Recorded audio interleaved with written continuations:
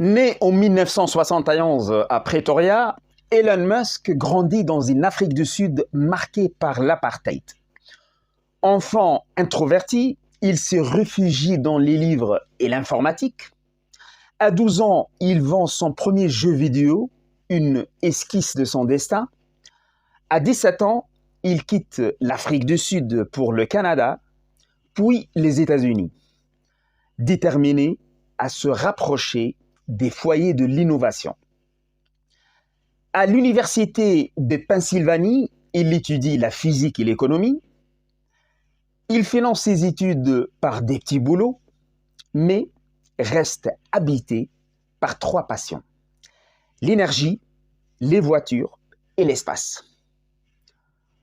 En 1995, il crée Zip2 avec son frère, une start-up pour les journaux.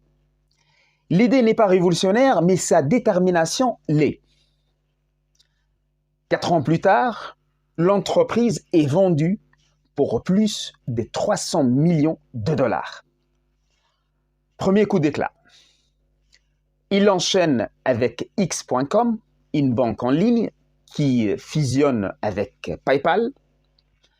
Écarté par ses collaborateurs, il empoche tout de même 250 millions de dollars. Et là, tout devient possible. Il fonde SpaceX avec un objectif: rendre les fusées réutilisables et viser la planète Mars. Les 3 premiers lancements échouent, la faillite guette, mais le 4e réussit.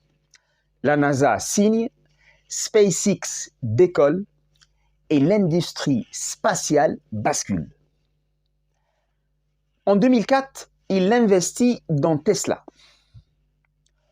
Le pari est risqué, les débuts sont chaotiques, mais Musk s'obstine, dort à l'usine, relance les chaînes. En 2010, Tesla entre en bourse et devient l'emblème de l'innovation verte. Mais Musk, c'est aussi un homme de paradoxes. Génial, mais déroutant. Dès 2020, il devient une figure de plus en plus controversée.